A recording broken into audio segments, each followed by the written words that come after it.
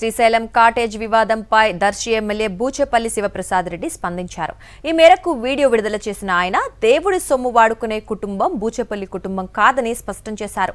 తాను ఎమ్మెల్యేగా ఎన్నికైన తర్వాత ఒక్కసారి మాత్రమే శ్రీశైలం వెళ్లాలని తెలిపారు. తమ ట్రస్ట్ పేరుతో శ్రీశైలంలో నిర్మించిన గెస్ట్ హౌస్ తాళాలు ప్రస్తుతం దేవస్థానం బోర్డు అధికారుల వద్దనే ఉన్నాయని చెప్పారు. అవసరమైతే శ్రీశైలం సన్నిధిలో ప్రమాణం చేయడానికి సిద్ధమని తెలిపారు. శ్రీశైలం దేవస్థానానికి చెందిన కాటేజ్ ను అప్పగించకుండా 3 ఏళ్లుగా వినియోగిస్తున్నారంటూ తనపై తప్పుడు ప్రచారం చేస్తున్నారని ఆయన మండిపడ్డారు.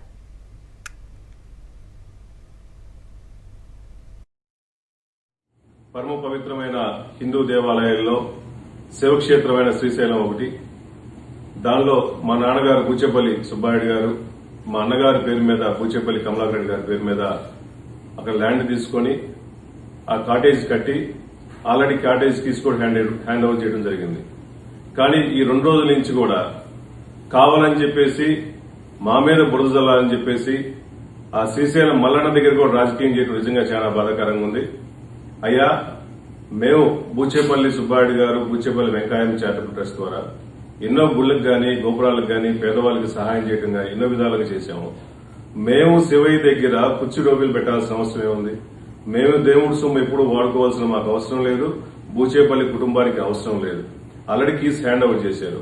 ఎగ్జాంపుల్, పోయిన సంవత్సరం అక్టోబర్ 16వ తేదీ ప్రైమ్ మినిస్టర్ మోడీ గారు అక్కడికి వచ్చినప్పుడు మీ దగ్గర కీస్ ఉన్నాయి, మీరే అన్ని చూసుకున్నారు.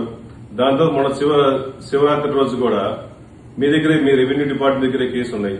చిన్న చిన్న రిపేర్ల దగ్గర మేము తీసుకున్నాం కానీ మొత్తం కీస్ మొత్తం మీ దగ్గరే ఉన్నాయి. నేను ఎమ్మెల్యే అయిన తర్వాత కూడా ఈ 2 సంవత్సరాల్లో ఒకసారి నేను శివక్షేత్రంకి వచ్చి దర్శనం చేసుకుని పోయాను. మేము వాడుకోవాల్సిన అవసరం లేదు. దేవుడి సొమ్ము గాని, దేవుడి ప్రాంగణాన్ని గాని, బూచేపల్లి కుటుంబం గాని, బూచేపల్లి శివప్రసాద్ గాని వాడుకోవాల్సిన అవసరం లేదు. మరిన్ని అప్డేట్స్ కోసం ఛానల్ ను సబ్స్క్రైబ్ చేయండి. నోటిఫికేషన్స్ కోసం బెల్ ఐకాన్ పై క్లిక్ చేయండి.